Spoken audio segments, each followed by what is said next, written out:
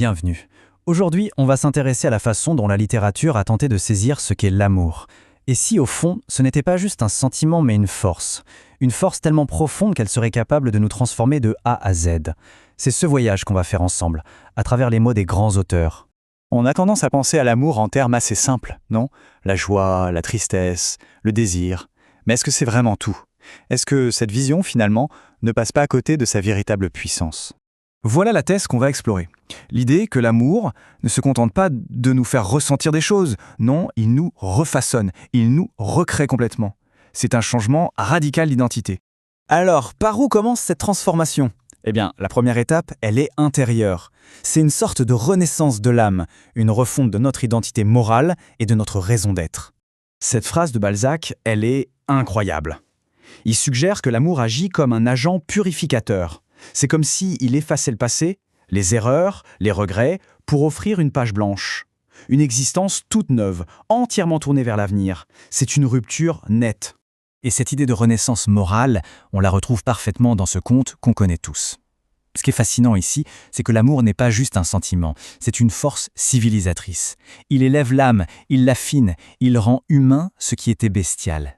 Lamartine met le doigt sur quelque chose d'essentiel. Sans la personne aimée, le monde semble vide, il perd de sa substance. À l'inverse, l'amour ne fait pas qu'ajouter un petit quelque chose à l'existence. Il la remplit, il lui donne sa cohérence, sa plénitude. Et ça va même encore plus loin. Ici, l'amour devient carrément un salut existentiel. Face à l'angoisse du vide, au désespoir, il n'est plus un simple réconfort. Non, c'est un refuge vital.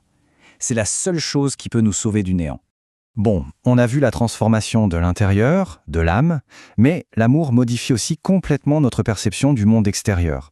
C'est un éveil, une façon toute nouvelle de voir, de sentir, d'exister. Quelle poésie! Hugo arrive à capturer ce moment magique de la transition. Ce passage de l'indifférence un peu enfantine à une conscience aiguë du monde, provoquée par les premiers émois. Ce n'est pas juste un sentiment, c'est littéralement la naissance d'une sensibilité. Tourguenieff, lui, a décomposé cette expérience de façon super intéressante. Ce n'est pas un chaos, c'est un processus en 4 temps. D'abord, une sorte de bonheur absolu. Puis, on oublie tout le reste, ce qui nous amène à agir différemment, de manière un peu folle. Et enfin, il y a cette sensation physique à la fois contradictoire et tellement intense, le corps et l'esprit sont complètement submergés. Et là, on arrive au point culminant de la métamorphose. L'amour n'est plus seulement dans l'âme ou la perception, non. Il s'empare du corps et il peut même sceller un destin, parfois de la manière la plus destructrice qui soit. Cette citation de Racine est juste parfaite pour illustrer ça. Observez la séquence. Je vois, je rougis, je pâlis.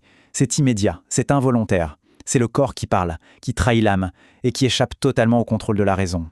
La passion se manifeste physiquement et violemment. L'idée du filtre d'amour, elle va encore plus loin. Elle nous montre que l'amour, ce n'est pas toujours un choix.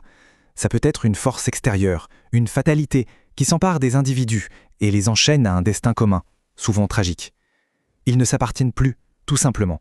Et on arrive à la définition ultime de cet amour total, presque terrifiant. Camus le résume de manière implacable. Ce n'est plus une question de bonheur, mais de sacrifice absolu. Le don de soi est complet, inconditionnel.